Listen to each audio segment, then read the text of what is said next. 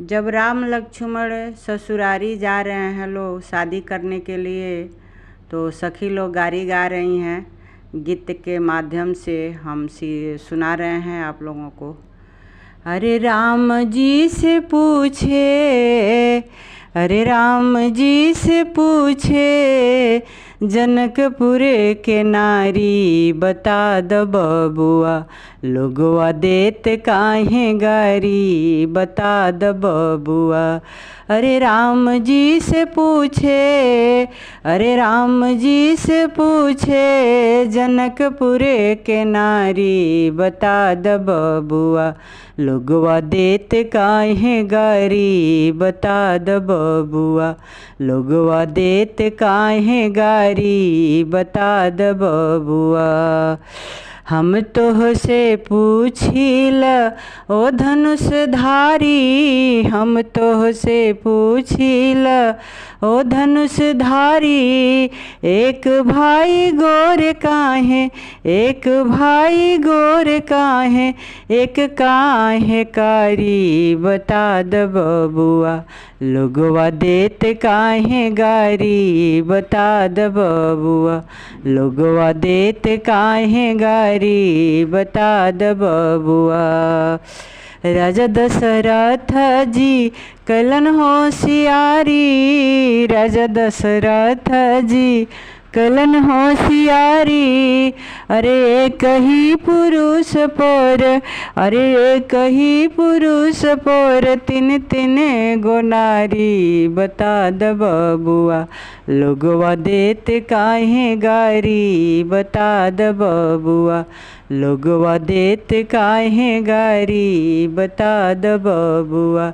अरे राम जी से पूछे, अरे राम जी से पूछे, जनकपुर के नारी बता द बबुआ, लोगवा देत काहे गारी बता द बबुआ, लोगवा देत काहे गारी बता द बबुआ। ए बूढ़े बाबा के पाकल पाकल दाढ़ी, ए बूढ़े बाबा के पाकल पाकल दाढ़ी, अरे देखे में दूबर पातर, अरे देखे में दूबर पातर, खाए भर थारी बता द बबुआ, लोगवा देत काहे गारी बता द बबुआ, लोगवा देत काहे गारी बता द बबुआ, लोगवा देत काहे गारी। अरे राम जी से पूछे, अरे राम जी से पूछे, जनकपुर के नारी बता द बबुआ, लोगवा देत काहे गारी बता द बबुआ, लोगवा देत काहे गारी बता द बबुआ, लोगवा देत काहे गारी बता द बबुआ। जब श्री रामचंद्र जी शादी करने जा रहे हैं, तो सखी लोग गीत गा रही हैं परछावन में। अरे सोनल पुरावा से अइले सोनरिया भैया, ले अइले सोनावा बेसाहे, सोनल पुरावा से अइले सोनरिया भैया, ले अइले सोनावा बेसाहे, से सोनवा पेन्हले दुल्हा रामचंद्र दुल्हा, पेनी चले ले ससुरार, से सोनवा पेन्हले दुल्हा रामचंद्र दुल्हा, पेनी चले ले ससुरार। सासु सुहागिनी पूछे, सरहज दुलारी पूछे, बसी बाबू आजू के रात।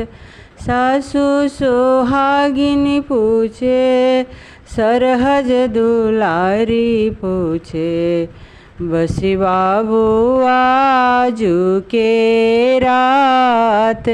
कैसे में बसी सासू आजू के रतिया हो, अम्मा जो हाथ हुई है बाट।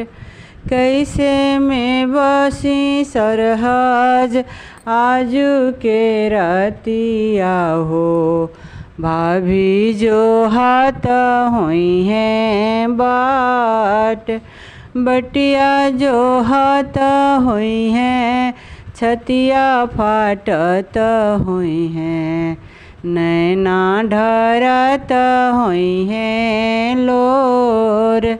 बटिया जो हाथ हुई है, छतिया फाटत हुई है, नैना ढरत हुई है लोर। अरे सोनल पुरावा से अइले सोनरिया भैया, ले अइले सोनावा बेसाहे, ले अइले सोनावा बेसाहे, ले अइले सोनावा बेसाहे।